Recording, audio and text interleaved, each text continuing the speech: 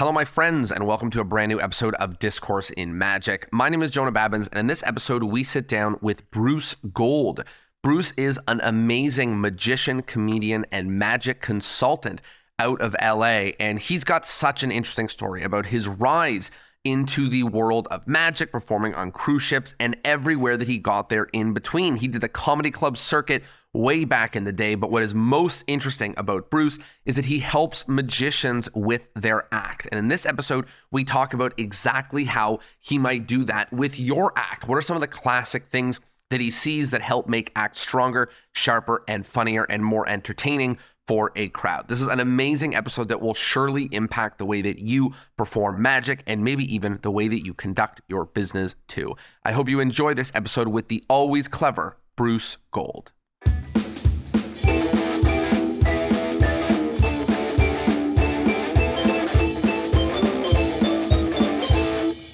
Hello, my friends, and welcome to a brand new episode of Discourse in Magic. My name is Jonah Babbins, and we are here with the one and only Bruce Gold. Bruce, how are you? Doing great, Jonah. Thanks. Happy to be with you. I am so pumped to be with you. I'm sure you've heard this before, but what a voice you got, man. I'm embarrassed to be the one hosting the podcast with this squeaky voice, and then you come in with this amazing podcasting voice. Incredible. How are you? I'm good. Thanks for the kind words. I will say that my voice sounds different to me in my head. So when I hear it on podcasts, I'm always like, oh yeah, that's what I sound like. It sounds great. The way you, the end of your sentences like downturn and they say, oh, it sounds so good. You're a born performer. So let's start at the very beginning. How did you get started with magic? It's a really familiar story. I had an uncle who vanished a penny. I got a magic set when I was a kid. I opened the box and I was shocked to find there were instructions and that the box did not contain actual powers. And over the years, I realized magic's a skill, not a power. And then even more than that, being an entertainer is a skill, no matter what your art form is. So yeah, but I think so many of us, the magic sets and the tricks give us that leg to stand on, to get up in front of people, give us that little bit of confidence that we need to, I always joke that magic is like the biggest prank because the magicians that get into it are these like nerdy indoorsy types and the engineering types, and then they learn it and they realize that it's all about actually performing and being on stage in front of a group, and it's like we all got pranked. It's not like the theater kids that are finding magic, it's the engineering, problem solving mathy kids that are finding it. So it's funny. The biggest fallacy in magic: no skill required. Yeah, of course. So walk me through what happened next. So you're like, okay, magic is great, I love it, the bug has been bitten. Did you go to school for something? Did you start doing this? How did you start getting into this seriously? Well, I'm from the U.S., so I went to what they call the junior college. That's a 2-year college before you transfer to the 4-year. And I studied speech and drama because I thought that I would definitely be an entertainer and possibly an actor. I wanted to be on a sitcom. I thought that would be, the ultimate goal. I did actually get to appear on a sitcom in a guest starring role on Full House. Just one episode, but it counts. I was able to check it off the bucket list. You did it. But yeah, so I did magic all throughout my youth and started like everybody else with birthday parties and backyard carnivals and whatever, and continued to do it into college and take what I learned in the drama class and add it to the magic. And then I decided that comedy would be the way to go. And so I did stand-up comedy. I started at a club in Fort Lauderdale, Florida called the Comic Strip, which with sister club to the famous one in New York City called the Comic Strip. And then I got in my Toyota and I toured all over the U.S., going from club to club to club, and learned the difference between what I thought was funny and what people would actually laugh at. But I spent 2 years at that club as a regular, which meant that I got to drive down 5 nights a week and go up at the end of the show for no money. And how lucky. And learn the craft. But it was great because I got to see so much comedy and I got to see people who were great and people who were not great and figure out what made the people who were great so good. And there was a rule that if you didn't show up at the beginning of the show, you didn't get to go up at the end of the show. So I'm thankful for that because it made me sit there and watch the performers, and often night after night. Everybody came in for a week and I got to see, oh, that joke didn't work tonight. Why? It worked every other night. Or, oh, he forgot this. And so it was a very, very good and inexpensive education compared to an actual college. I always say that the best thing for a magician or for a performer in their formative years is to be overworked and underpaid, because you get the reps in early and you don't convince yourself that you're like worth it until you basically are worth it because you've done 10,000 hours or whatever. So sounds like you kind of got that education. Were you doing magic at the clubs or just comedy? I started out doing magic at the club, and it was at a time when prop acts, as they call all magicians, were really looked down upon. And so there's a very old joke in comedy where you have a stool on stage and you go, quick impression, Miami Beach, or anywhere where a lot of elderly people are. And you grab the stool and you use it like a walker. Yeah. And it's such a hack old joke. And the guys that were telling me that I was a hack because I was doing magic were doing that joke with the stool. And I'm like, okay, well, I'll tell you what, I'm going to take the magic out and you take the stool out of the yak. And so over time I did that. I took out all of the magic, and then I had a trick that I had created based on an idea from a magician, Chris Carey, many, many years ago, psychic toaster trick, where a selected card becomes burnt into a slice of toast that's really actually toasted on stage. And so that would be like the finale to the show. It would be like an encore piece, and I go, oh, hey, I have this thing. And it was very much about the absurdity of the effect. And it was propelled by the laughs in it, so that by the time I got to the end of the trick and I showed that the piece of bread actually had like if it was 2 of diamonds, it had a 2 and a diamond singed into the bread. People almost didn't care. It's like it was fun and funny and amazing and like, great, yeah. And then, yeah. So, and I know they didn't care because I actually got the wrong card one night, and they thought that was just as funny, even funnier. Yeah. Yes, exactly. Got it. So from there, a lot of people may have gone fully the comedy route, but you sort of went back to magic. What did that look like? Did you start booking gigs? Did you get a tour? Like how'd you go from there? Yeah, I always wanted to come out to California and pursue television. And I came out and I had a gig at the Magic Castle. And I was still doing magic, but most of it was stand-up, touring around the country. And I was seen by a producer and invited to host a show in Lake Tahoe at Caesars Tahoe. And it was called Masters of Illusion, long before the television version came out.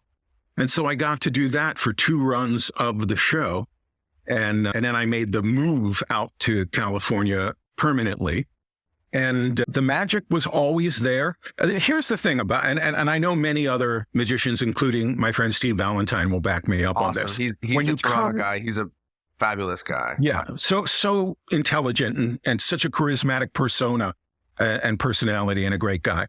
But he talks about this as well, that when you come out to California and you want to be an actor, they tell you, don't do magic. Whatever you do, don't do magic, because they'll put you in a box not even Houdini could escape from. And once they see you as a magician, they'll never see you as a legit actor who could be on a sitcom. So I know Steve kept it on the down low when he first came out, and I did the same. So I kind of did it quietly and separately while I was pursuing other things. And then I did some of the requisite stand-up comedy shows of the era, Stand-Up Spotlight on Showtime, and VH1 Comedy Spotlight, and Evening at the Improv, and those kinds of shows. But I like magic and I like stand-up, and I like them both for the same and different reasons.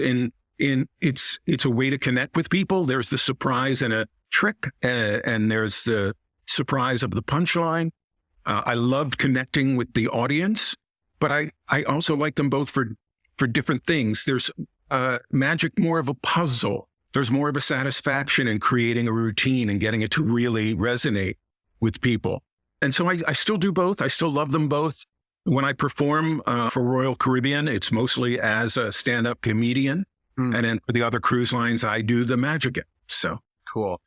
I want to talk a bit about the business, and particularly like, making it work. I mean, a lot of, at least the first chunk of the story is like you performing for no money. And then, doing comedy clubs, they're not known to be the highest paying venues around. And a lot of these spaces that you've been talking about so far, other than cruises, which can be a good living, a lot of these spaces you're talking about so far aren't the most financially incredible spaces. And there's a bit of a hurdle to transition from doing comedy clubs. I mean, unless you're a name that they are flying in to come and do it, there's a bit of a hurdle to go from that to like, I don't want to say full-time career, but, really financially sustainable career. Was there a bumpy transition? Did you start booking gigs? Was it just the luck of more agents seeing you and going right into cruise lines? And how did you go from the club scene to maybe like or the pro scene? Yes. Well, when I first moved out to California, I had clubs booked. I was very diligent in securing work. And back then, it was mainly contacting the bookers or owners of comedy clubs and constantly sending them postcards and constantly like, hey, I'm in this, I'm in Atlanta at the Punchline this week. I'm going to be coming through Texas in a couple months and, or however far in advance I knew they booked. Yeah. And so there was a lot of that to be a working comic. And my goal as a working comic was to become consistent, that I was doing my own material and that I was consistently funny everywhere I went. And I started pretty much as a middle because I had the experience of being a performer from doing magic. And then in some of the smaller clubs around the country, I got to be a headliner and I played some of the major rooms and did a couple of the big contests and did well. But when when I came out to California, I knew that I could go out on the road for a couple weeks and then come home for a couple weeks and afford to be there and go out on auditions. And I budgeted my money carefully. So I was making enough as a middle and a headliner to keep the bills paid. And then when I came out here, I was very fortunate. And then I got on a showcase. I got a very big agent very quickly. I got to do some hosting gigs. And for a while, I was doing a lot of pilots, which is, a test for a television show. I'm sure people know that. And I worked with Wink Martindale and Dick Clark. Dick Clark chose me to be the host of a game show that was picked up by Disney. And then it was set to air and I was going to be the host. And, to my credit or my detriment, people saw me as a game show host when I came out here. And then this project went into turnaround, which in Hollywood showbiz terms means that the person at the studio who committed to the project leaves and goes to another studio and all of their projects go into turnaround. They all get shelved because nobody wants to pick up the other guy's project because if it goes well, that guy gets the credit. And if it doesn't go well, they get all the blame and they have their own things they want to do. So I did a couple national commercials and I did a, guest spot on a sitcom and was doing some corporate work out here. So monetarily, I made the transition by working continually on the road, as it were, and then coming back.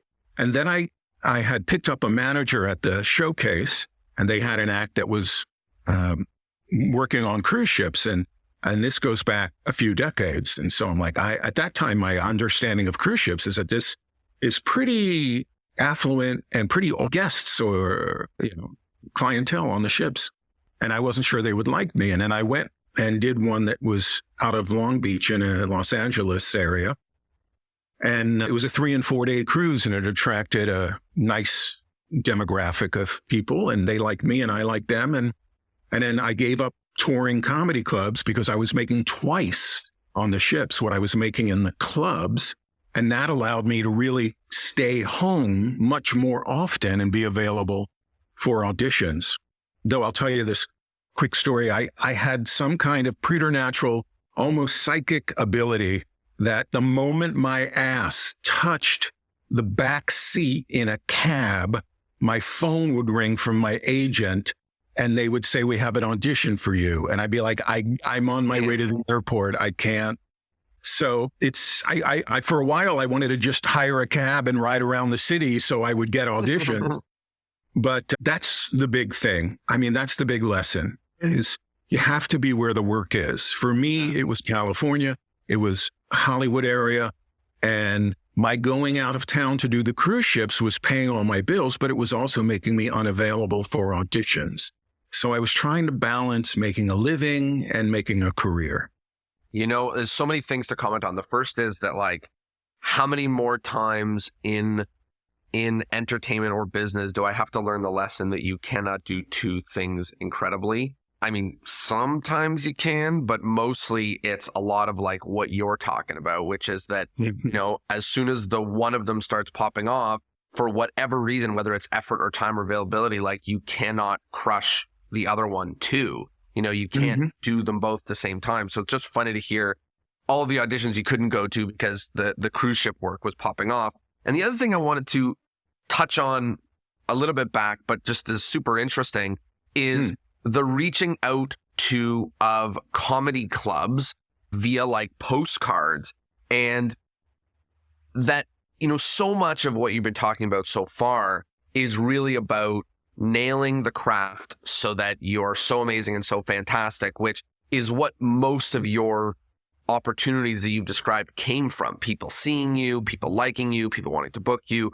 But there is, especially in the earlier days, there is that, I don't want to say grind, but that work that is the business part of show business, which is like, I'm going to send out 1,000 postcards. And now that may not be postcards. Now that may be emails or phone calls or ads or whatever. But just that part of it was part of you being a diligent entertainer, is saying like, hey, got to get the money in, got to get booked. Who knows what percentage of maybe 30% and ended up turning into something, or 10 or 50 or whatever. But just saying, okay, every 90 days, I'm sending out a postcard to this. Can you talk a little bit about that and maybe even touch on any of the details of what you did, or maybe what was going through your head when you were doing that at the time? Yeah, well, I'm old enough now to use the phrase back in the day.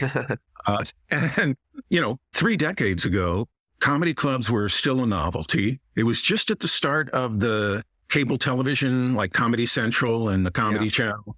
And there were only so many comedy clubs, but every former nightclub, at least, looks like they had a comedy night at least once a week. But there were weekend rooms and full week rooms around the country. And so people were going out because there was very little comedy on television.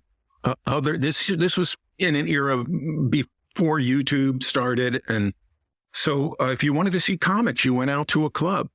So what that meant is that there was every year a finite list of comedy clubs, and you could get those addresses. And then you could find out who booked them. And if you go into a comedy club even today, you'll see the black and white headshots of comics who had played there. And there were only so many comics at the time. Comedy went through the evolution of, what do you do? I'm a comedian. Oh, but I mean, what do you do for your real job? I'm a comedian. Well, where do you work? Oh, I do the Chuckle Hut and whatever. And then it became, what do you do? I'm a comedian. Oh, I want to get on at the Chuckle Hut. Can you help me get on at the Chuckle Hut? And it's like everybody became a stand-up comedian. Yeah. So the marketplace was a little smaller then as far as competition, but you had to be diligent. And what that meant was you had to know how far in advance the clubs booked themselves. And you had to have your story, you had to be remarkable. And Steve Martin has that great quote about be so good they can't ignore you. And so I think of it as being remarkable in that people talk about what you do. And you want to get your headshot up on the wall so the other comics know what you do. And we're in the circuit for a while, and we all kind of knew each other. And so if a club owner or a booker went, hey, do you know this guy? People go, oh, yeah, I worked with him and so, and he can do the spot. He's solid and like that. But yeah, I got postcards printed up, and every time I played a club, I would address a postcard to these clubs I wanted to play and say, I'm in Atlanta at the Punchline this week and, would love to play your club. And if I knew when they were booking again, or if I was going to be, I'd set up a tour because I was driving from club to club to club to club. And I'd say, hey, I'm going to be in your part of the country, this winter around November. And can I get a booking? And finally, there's a very good club in Texas, Houston, Texas. And they also had one in Austin for a while called the Laughs Stop, Laff Stop. Yep. And the owner of the club actually said, okay, I'm going to book you because you keep barraging me with these postcards, so he took a chance on me. And so then I from that, I got to do 2 weeks a year at that club. And that's kind of how I want to drill down just a bit, because I think the idea of being remarkable is really important, because there are people who are very serviceable as magicians or even as comedians, but they are not original and they're not particularly remarkable. They satisfy the marketplace at the level at which they're working, but it's a lateral thing for them. It's not where they're going to go and do more and bigger and better and go higher. And if that's what they're comfortable with, then that is fine. Yeah. Because you have to decide for yourself, at what level do I want to play the game?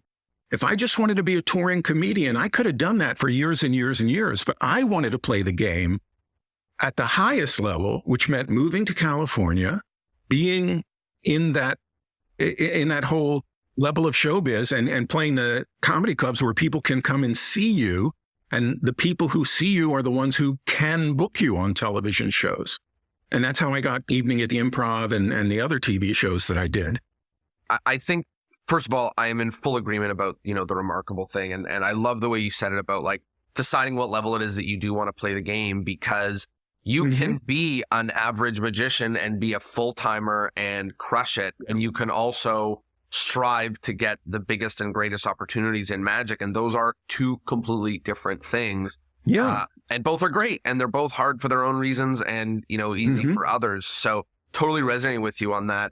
Two funny follow-up questions on the comedy club scene. The first is, you said you're old enough to say back in the day. It sounds like a lot of these people that you were just sending a postcard to. Did you have to like mail a VHS, or was it just on pure name recognition? Like, because it's not like you could say, here's my YouTube link. Like, you just put your name and 4 quotes from other clubs, or did you like mail them something?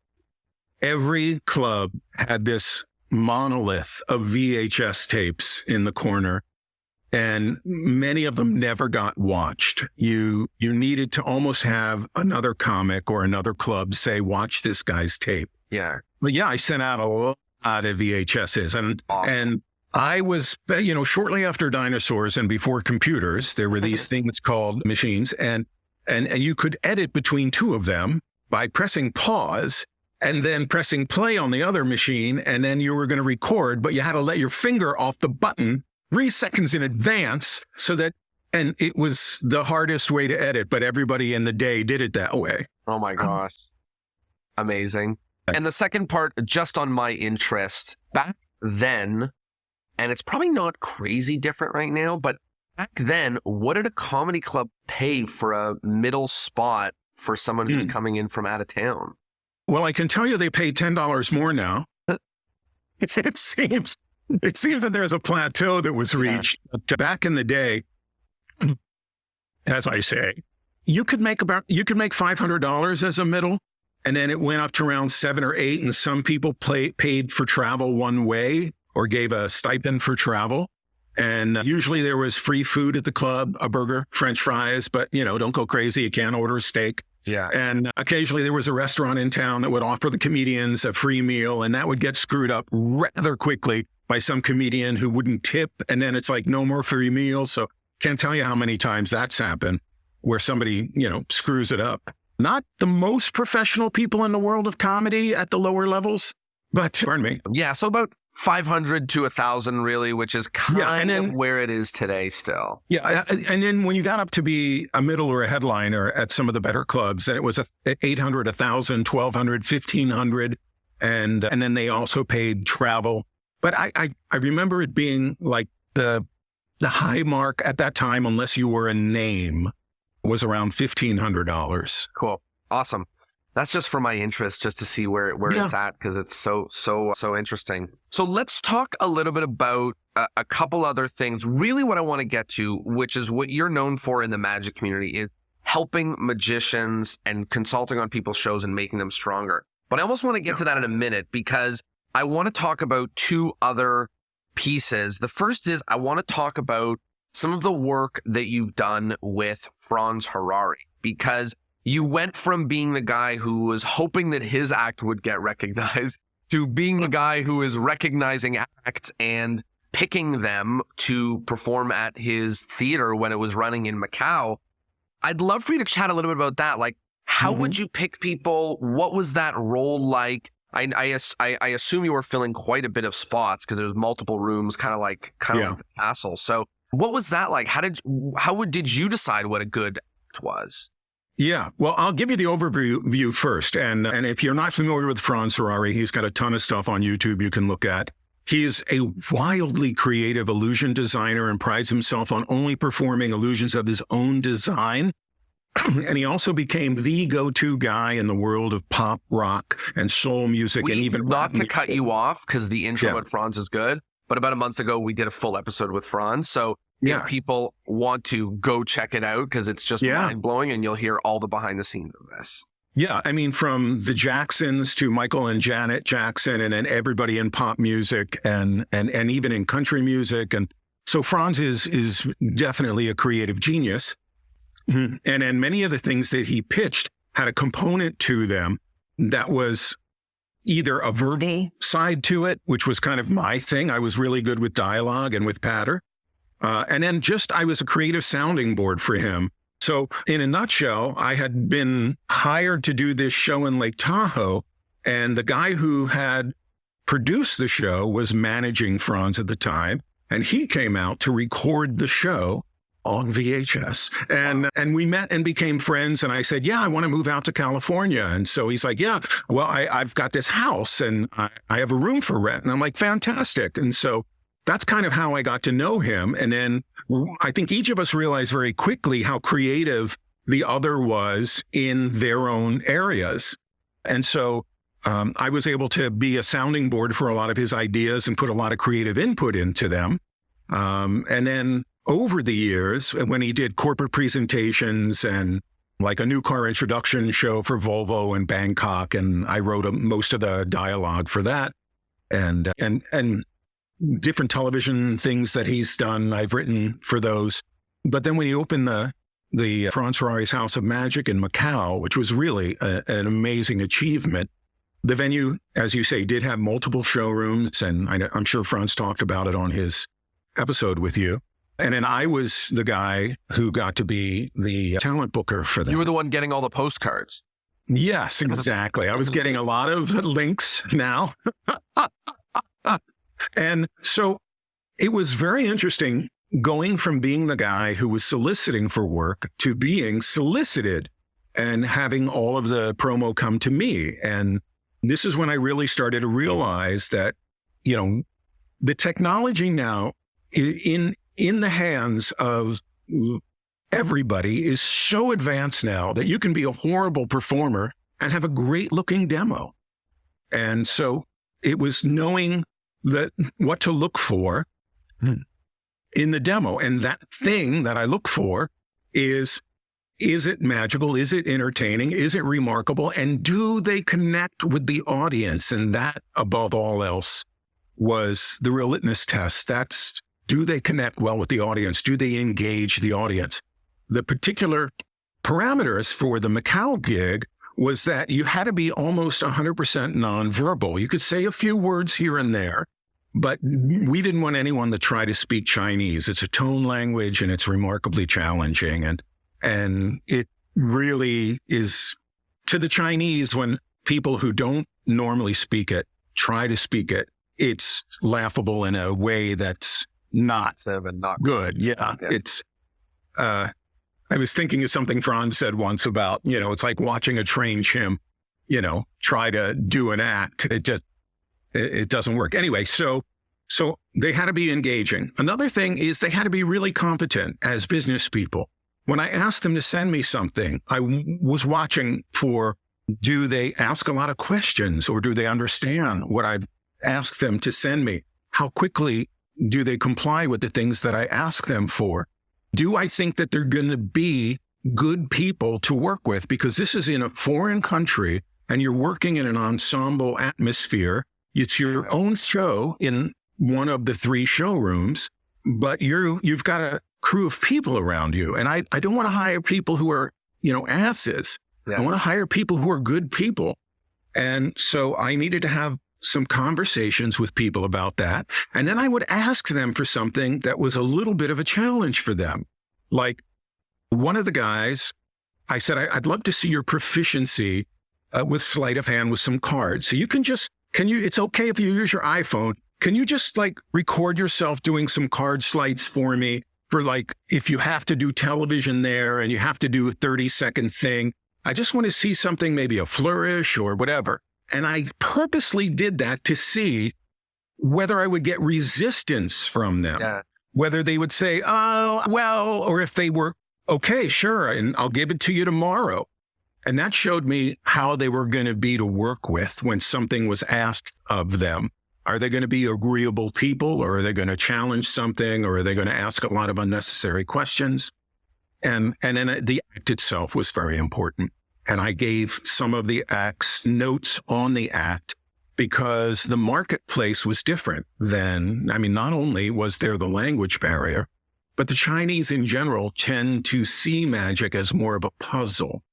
So you certainly couldn't do verbal stories for them. And I wanted to make sure that the act that they were doing was moving swiftly enough and engaging enough to transcend that language barrier. Love it. It's really, really clear. And I think both, two lessons in there, one about, magic that transcends the language barrier, but the other is about just the quality of the act and the quality of the way that people are showing up to respond to these things. Because, this is not just showing up and doing a gig. Like, it's an environment where you're going to have to work together with them. And you want somebody who is easy and awesome to work with, as well as being a great act, which I'm sure you have to sift through a lot of people that didn't check those boxes to get to the ones that.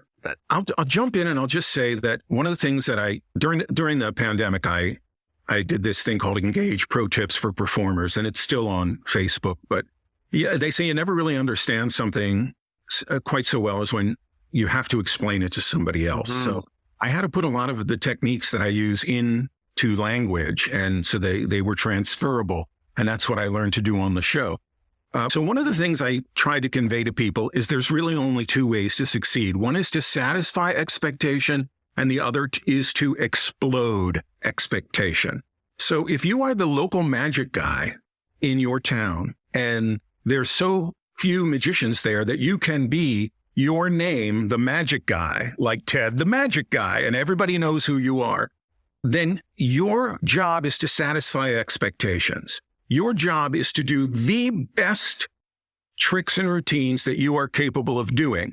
It is not your job to push the art and craft of magic forward. If you want to do that, great. But when you're going to play the game at a much higher level, now you have to explode expectations.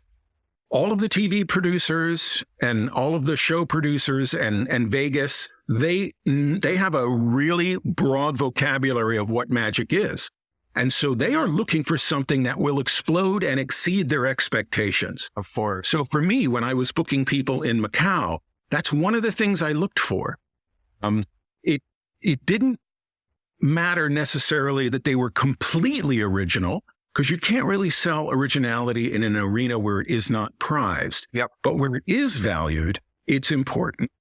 But more than that, you had to create your act around your own persona, and you had to, as they say in show business, it really reach across the footlights and connect with the people. Yeah. So yes, we work in an art form where there are classics of magic, but we all try to imbue them with something of ourselves to make them different and original in our own way.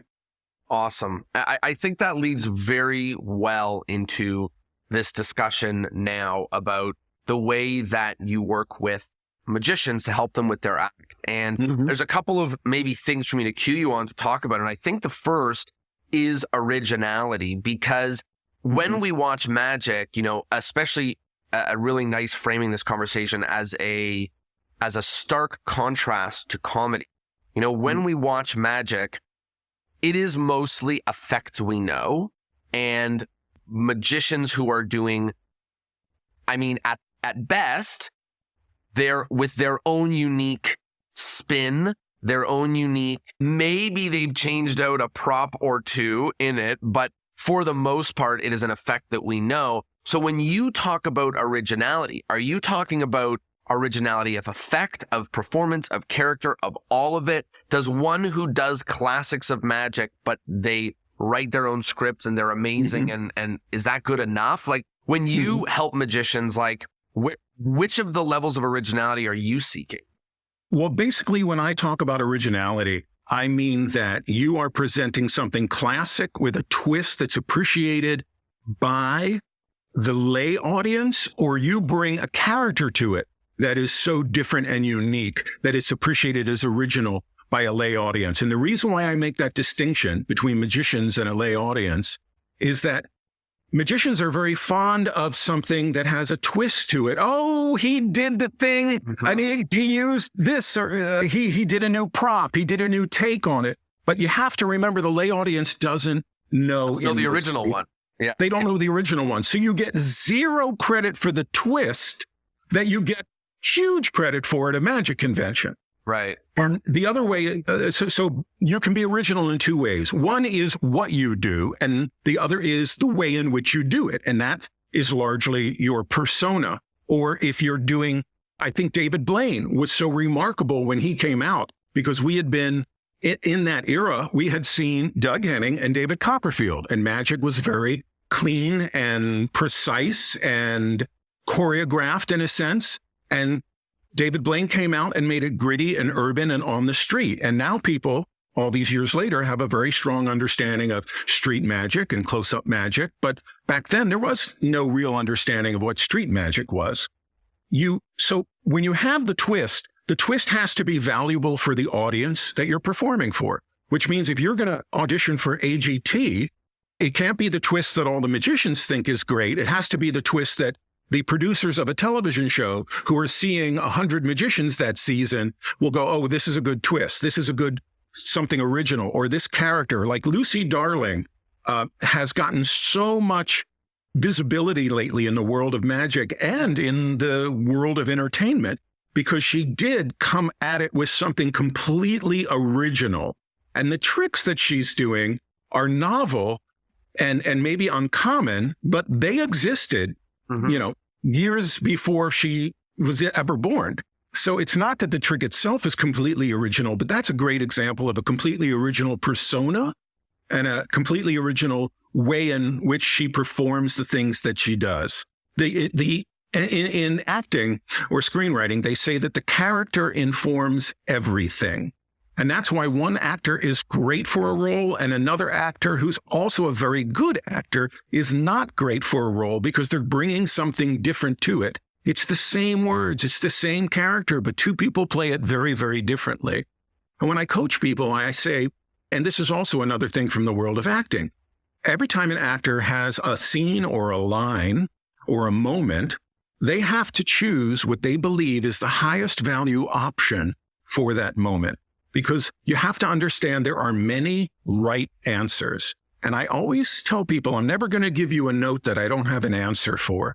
But there's no one right way to do things. There's many ways to do things. And then together, in coaching them together, we decide for them, for this moment, what is the highest value option? What is the most engaging, the most entertaining, and what serves the show well?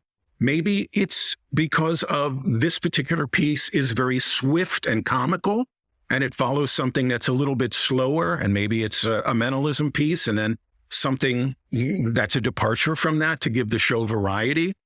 And then as far as who you are on stage, we all develop our persona over time. And we usually are an amalgam of everyone that we admire when we start. And then as we start to mature, and certainly you can't tell a young kid, do the stuff that's you, because they don't even know who they are. They're developing as a human being. So your character, it's like you don't find yourself, you develop yourself. And so as people develop in magic, very often they are emulating someone who they may or may not be like. We can't all be David Copperfield. We can't all be David Blaine. And certainly those people are admirable, and there's qualities in what they do that's worth looking at our own work and saying, how can we have the same kind of impact? But one of the things I tell people, and by the way, most of the time when people come to me for coaching, they're performing regularly. Yeah. Or they performed as a hobbyist and now they're performing. They want to take the next step up. What my job as a coach is to identify what the gap is and then try to fill it between where they are and where they want to be or what their goal is. So let me just add one more thing to that. And that is, I tell people a little exercise. Who are you most like and who are you nothing like? And if you can list people on both sides of that equation, you start to find yourself a little bit more. You start to develop this roadmap for your own performing persona. I'm glad that you shared that last part, because it was going to be, one of the questions who I ask some magicians who've really helped a lot of performers is this idea of like, we all want to be ourselves, but like, how do I know what me is? And for some, it's not terribly clear, but I think what you said also echoes what Franz said, which is like figuring out the names of those 3 famous people that you are most like, those 3 whatever celebrities that you're most like, to help figure it out. And what you just said, I think, taps into that as well. The other half of this question, or the other, part of this that I'm really curious about is when a magician starts working together with you, being in the role of a coach, you start to see the same things a lot, or, to be even more precise, the same lack of things or the same missing things or the same errors or whatever it is. What are the most common gaps that you see? Is it gaps in scripting and performance and in show structure? And what are the most common gaps that you know are most often the first things to start to solve? It's the things that they do by rote, because that's what the patter said to do, or that's what they've seen other people do. And it's these things that are the less conscious choices that they've made that maybe don't serve them, that aren't the highest level option for them. Part of my job is to see what they cannot. Any actor will tell you it's impossible to be in the audience and on the stage at the same time. And so there are things that are visible to me that are invisible to them, because if you're creating something and you've been working on it for 3 years and you have 12 different versions of it and you're very emotionally invested in the latest version of it because you spent so much time on it, you have all of that in your head.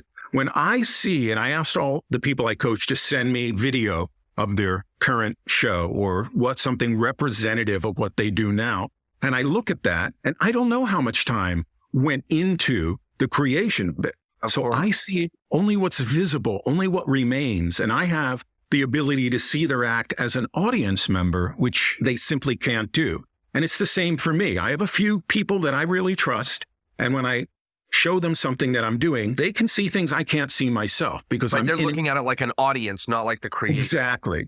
And I'm the lens that I always put on all of the acts that I'm watching is, how engaging is it? How well and how completely does it draw me in and keep me connected? One of the things I like to say is an audience is only ever in 2 states: actively engaged and connected to the performer and the proceedings, or disconnected and waiting. All of us have this rectangle of possibility in our pockets that is our cell phone, and people feel very little. I think of the word I'm trying to say, but people will very easily pick up their phone and check it in the middle of your show. Yep. And the idea is, you got to be so riveting that you are more engaging in the universe of possibility they carry in their pocket.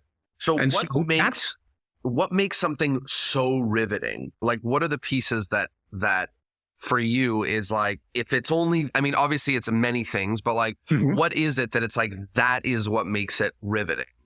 It's about connecting with them as a group of individuals and keeping that connection strong, like a Wi-Fi signal, right?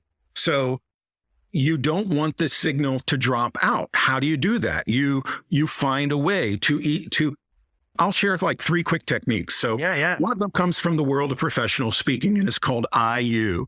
And it's allowing people to enter your story as if it were their own, rather than just telling your story. So if I said, when I was a kid, I got a magic set and I opened it up and I expected it to be filled with miracles, And what did I find? Instructions. And that's all from my point of view. But I might say, any of you get a magic set at some point in your life? And I'm holding my hand up in the air.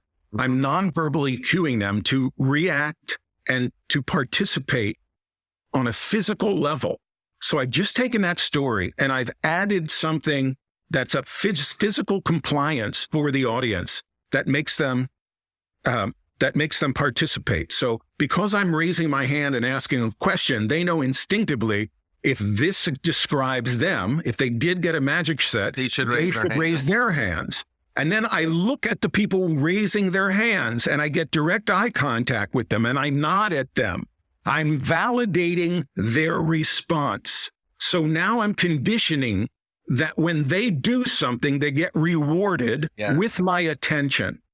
So they say they did, and I go, great. Well, I'll bet you and not I, listen to how many times I'm going to say you now. Well, I'll bet you did the same thing I did. You opened that box expecting it to be filled with miracles. And what did you find? Instructions. And that's really our first lesson. Magic is not a power to be possessed. It's a skill to be mastered. And then I go on from there and I do a trick. But that little thing, I get physical compliance from them. I get eye contact from the people who are participating with me directly.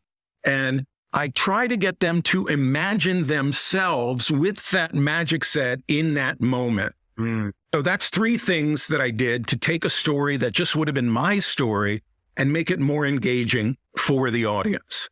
And then this is I think if the foundation of my, and I'm just laughing because I'm going to apologize to all the listeners that I'm working at an extreme caffeine deficit this morning.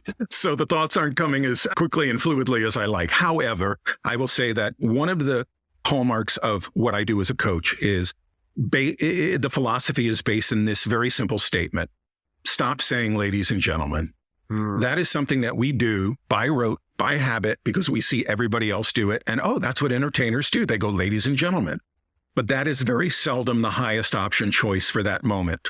If you had a party at your house and your friends rang your doorbell and you opened the door, you wouldn't go, hey, all right, ladies and gentlemen, good to see you. Come on in, because it's a very formal way of addressing an audience. Fundamentally, I'd like performers to stop thinking of them as this amorphous group of people and start thinking of them as a group of individuals who've come together for a shared experience. So the more you think of them as individuals and the more you treat them as individuals, the more connected and consistently connected you will be. So when I say that, that means very often we tell nervous young performers, look over their heads, look at the back of the room. And I never do that because I'm confident enough on stage to get eye contact with people. And so everyone needs something different. If this is somebody who's done close-up and now they've come to me for coaching because they want to go to stage and they don't understand the stagecraft of being a performer on stage, then that's what I'll explain to them, like eye contact. I call it painting the room. You want to paint the room with your gaze, making sure that you go from corner to corner. And then after you put one coat on, you go back and you paint the room again. And you don't stop too long in any particular area. You can look at somebody directly in the eyes for about 3 seconds, and then after that, it starts to get creepy. So unless I'm asking them a question and they're giving me a response, then it's okay to continue to look at them. And then there are just these things that we say, again, by rote, like, how many times have you heard a performer say, oh, have you been used yet? And if you say to a woman, have you been used yet? You might get an interesting reply. Nobody wants to feel used. That's the wrong terminology, but it's so common. So what do? We make a conscious choice in that moment. Is saying to someone, have you been used, the highest value option? No. What is your show there for? Well, in this case, it's there for fun and for them to participate.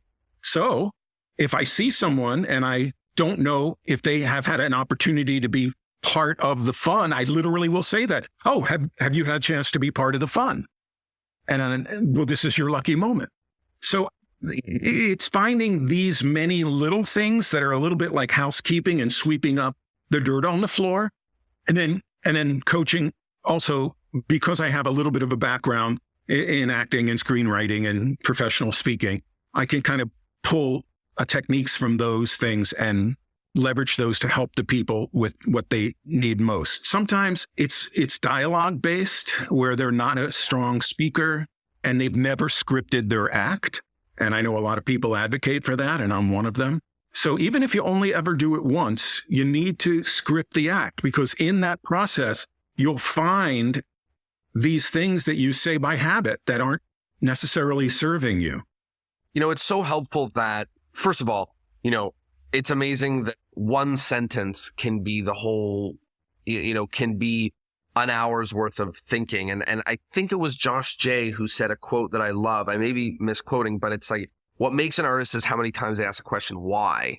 And really just making sure that the things that you're doing are intentional. And a lot of these things, like you said, it's the rote that comes out. It's things we've heard before or said before, which is the reason why we are saying certain pieces in an act is, is just things that are stuck in our vernacular, but it shouldn't. So a lot of it is that. And a lot of the minutia that you're talking about are things that just ends up baking its way into an act that has no purpose being there. And I would even urge people who, like you said, like a lot of the people that seek your support are already at, potentially a pretty serious level. But if you want to be extraordinary, you just need more eyes than your own on what you do, and critical eyes who are there, who really care.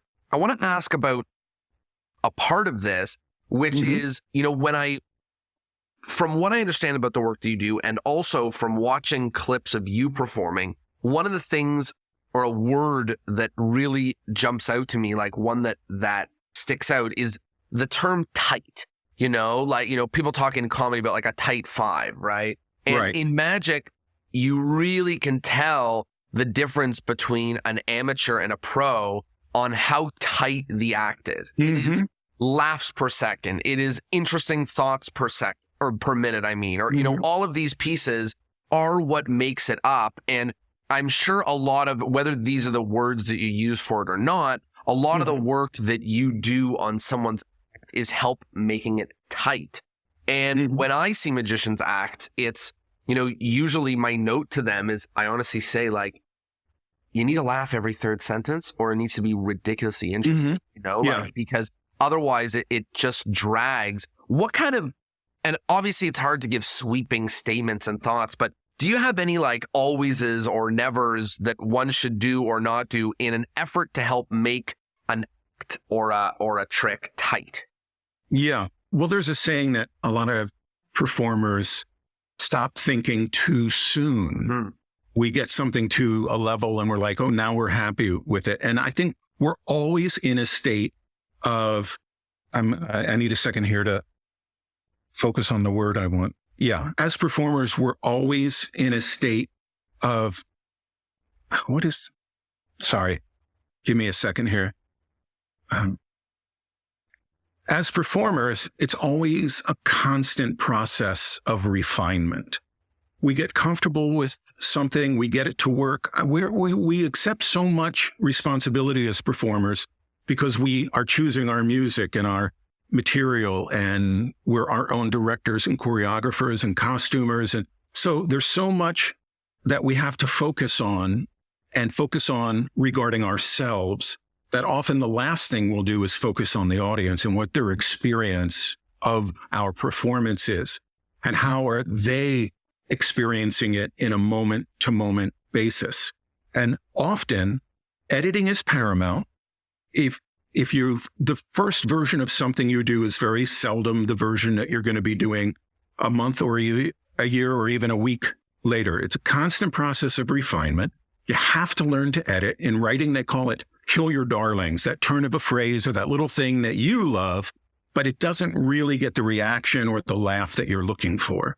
For comedians, they say a good comedian gets a laugh every 15 seconds. Right. And if you start to tick past that, the laugh that you do get has to be bigger and roll longer. So if you're doing a 10-minute set, you want to get a laugh every 15 seconds. In magic, you have to have some form of engagement that is like that level. So maybe it's not a laugh, but that's why I'm getting them to raise their hands. I'm getting them to physically participate. When I come out, I MC often in the palace at the Magic Castle. And one of the things that I do when I come out is I will do the brief introduction and then I'll say, we have an amazing show for you. And I say, we get it started right now. Yes. And I am throwing my hands forward and gesturing with my open palms to the audience when I say the word yes. And they all in unison say yes back to me. If I just said, are you ready for the show? They're not going to respond. We as performers need to remove the risk for the audience in participating. We want to keep the level of risk for their participation low. And whenever possible, I give them the answer that I'm looking for, and I cue them when to give me that answer. So are you ready for the show? And I say, we get it started right now. Yes. And I gesture forward and they go, I'm supposed to say yes. And I'm supposed to do it right now. So I get compliance from everybody. Another thing is, are you ready? Make some noise. Please stop telling audiences to make some noise. Yeah. We need to get them educated to applaud.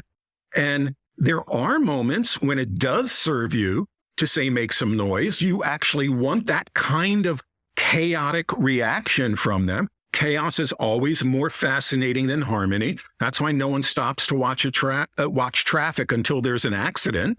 So controlled chaos is great. And going back to what I said before about ladies and gentlemen, and don't say that because it distances you from the audience rather than drawing them closer. The caveat to that is, if you're making it a conscious choice, that you're saying it intending that theatrical air, ladies and gentlemen, like I'm being very verbose or the pomposity of magic and how it's, the overly dramatic performer. And then saying ladies and gentlemen is very much in character with the moment that I'm trying to create. So that's why I say there's many right answers. But editing is paramount. And that's the thing that I'm better at seeing than the performer is better at seeing. And same thing for myself. My friends who give me notes, they're better at seeing the things that don't necessarily need to be there. In screenwriting, editing is so important. You have to get rid of anything that doesn't move the plot forward. And so if you apply that to a live magic show, everything in it has to either get a reaction of amazement or compliance where they're participating, or humor has to get a laugh, or it has to be visually interesting. What you said there, I think, really captivates what I meant with in terms of an act being tight, which is that like you actually need something either interesting, intriguing, laugh, engagement, whatever it is to happen basically every 15 seconds. And once you hit about 20 or 25 seconds without it, it really starts to drag. And I love what you're talking about with screenwriting as a comparison, because sometimes like I find myself watching a show, like one of my favorite shows of all time is 30 Rock. And, I watch that show and I am laughing out loud every 15 seconds. And I go, man, these are amazing writers. And then I go, they did 25 of these episodes every season for like 8 seasons, like this is really the quality of work that we need to be doing, which is by writing and editing and getting feedback and getting other eyes and ears on what it is that we're doing. So I think what you're describing is really resonating, at least with me, to help me understand like what is the difference between a great act and a good act. The difference is the quantity of engagement, the quantity of laughs, the decisions, the choices, and why you're making them. So I'll tell you a technique and then a quick story. And for those who use humor in their acts, we have what I call A, B, and C jokes. And anything that's a D doesn't even belong in the act, right? So you have A, B, and C jokes. And if you take out some of the C jokes, you're moving the A and B jokes closer together. The act is getting tighter. And by virtue of the velocity, the act becomes more engaging. And some of those B jokes get elevated, or some of the remaining C jokes get elevated by virtue of the velocity of it. And going back to editing, one of the first professional routines that I did was Mike Caveney's linking coat hangers. And I'm very flattered that Mike has complimented me on the version of it that I do and said that it's his favorite version that he's seen. And what I did when I started off was I did it just like the patter said. And then I added in a bunch of jokes. And the routine got to be about 4.5 minutes. And then I was filling in. Jeff Hobson created this show on NCL called The Illusionarium. And he did the first 6 months. And then I did the next run. And I took over. It was a book show, meaning there was a theatrical show, and it was a script with lines. And so I wasn't doing my act per se, but I was doing magic in the show. And one of the things I wanted to do was the linking coat hangers. And the director said to me, well, we don't have time for it. It's 4.5 minutes and it's out. And I said, no, trust me, it'll be really funny. When you see it with an audience, these jokes get laughs. Trust me. And they're like, no, it's 2 minutes or it's out. And when I got over the resistance to that and embraced the challenge, I found a way to take a part in the middle of the routine out and drop some of the jokes. And the routine got down to 2 minutes and 15 seconds. And all of the moments of amazement were still there. Yeah. And because there was less there, it forced me to focus more intently on what remained. And I found things that were invisible to me before, because I was just doing it the way I did it. Like the way I unlink 2 of the hangers. I made sure that I brought the hangers up to my face so they could focus on them. I made sure that I kept one hand stationary and moved the other hand away so that they didn't have to try to watch both hands separating. They could watch one hand separate. And then that way, when the hangers linked, it became more impactful. And so I've never gone back to the longer version because it had more amazement in it. And it was a very good exercise and a challenge that I embraced, thank goodness. You know, that accordion of what an act does, which is it starts as bare bones and then it gets jokes and bits and jokes and bits, and then you trim it down and it becomes really sharp, is what most tricks and acts really need to go through. So I appreciate that story. We are getting towards the end of the episode, and there is a few wrap-up things I want to talk about. The first thing I want to talk about is to tell people to use, if they like this conversation, if they got good little nuggets out of this that is really resonating, to please reach out to you to do a consulting session. You very graciously said that if they mention my name or the podcast or whatever, they can get $100 off the consulting. And I think it's already too cheap to begin with, so it's a pretty good deal to do that. So I really encourage people to reach out to Bruce. We have a couple of questions that we ask each of the guests at the end of every episode. The first is the endless chain. So in order to keep the podcast going on for eternity, each guest is asked to recommend another guest that would be a really great fit for this type of conversation. You were recommended by Franz Harari, so let's keep the chain going. Who do you think would be a really great type of guest for this, with the catch of, I have not interviewed them already, and you have to be able to put us in. Yeah. Well, I don't know if you've already interviewed Christopher Hart or Jonathan Levitt. They're both friends of mine. No, those are great. And they both have something really valuable to share. And Jonathan has worked in so many different genres as well. Love it.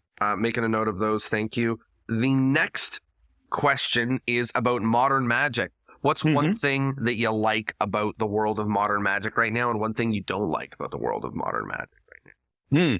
Interesting. I'm continually impressed by how proficient younger magicians are at sleight of hand and even as performers, because people from my era learned a lot of it from books, or we imitated the people we saw on the once-a-year HBO magic special, or the magician in our town. So they're exposed to so much more magic, and learning it on video gives them insights that were just unavailable to me when I was their age. So I like the idea that there is more available to people and they're being more creative. The thing I don't like about modern magic is the diminishment of it through exposure, where people who have little to no talent basically do a show and tell of this is how this works.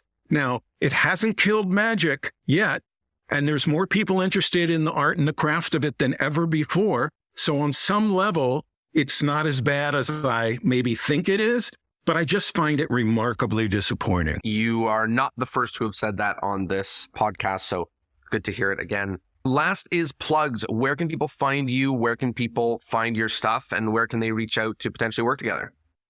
Yeah, if you'd like to look at any of the episodes that I did of the show Engage, Pro Tips for Performers and Presenters, you can find that still on Facebook. When you put the title in, Pro Tips for Performers and Presenters, rather than the word AND, you do the little symbol for and called an ampersand, and then you'll find it. So those are still there. I gave tips on Franz Harari's show that he did during the pandemic. I called them gold nuggets, and I would do a little tip. But there's a lot of information there and a lot of techniques there. And I think it's people who might be interested in coaching would get something valuable out of it. The later episodes, probably better than the earlier episodes, because I started with my iPhone and then I got better at the whole online thing. And you'll find me at Bruce Gold on Instagram, and I'm also Bruce Gold on Facebook. And basically, when I coach, I've done it over Zoom, and I've done it with people in Europe and Canada and the US and all over. And I've done it at all levels with people who are just making the jump from close-up magic to stage, and then other people. There's a guy I'm just so super proud of in the corporate world named Tom Pichet. And I worked with him a little bit. I don't want to take credit where credit is not due, but I did work with him a little bit when he was taking his show from being a live performance to an online performance and then back again. Wow. And man, did he take the notes and run with them. He's done so much work. He's a tremendous performer. And then I've also coached some AGT people on what they were going to do. And basically what I do is I ask them, people who are coaching, to send me a video once we schedule it. And then I'll look at the video, and then we do 2 sessions on Zoom.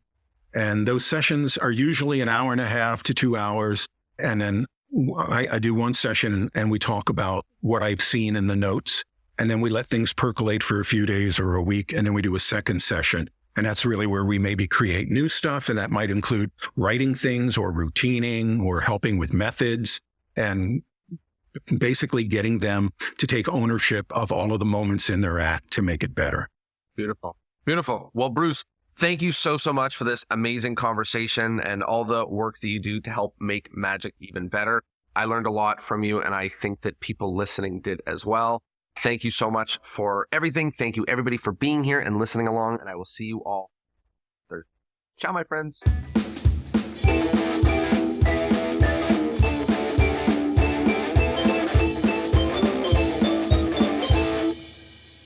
Well, there you have it. If you enjoy the episode with Bruce, then you'll love this podcast, because these come out every single Thursday. So please enjoy, subscribe, sign up, come be a part of the fun, because this is every single week and I don't want you to miss it. So please subscribe. And if you want even more juicy nuggets, go to discourseInmagic.com and you can sign up, because I send an email every few days with nuggets about magic and the magic business that I would love you to be a part of. So hope you learned something, hope you enjoyed it, and I will see you next Thursday. Ciao, my friends.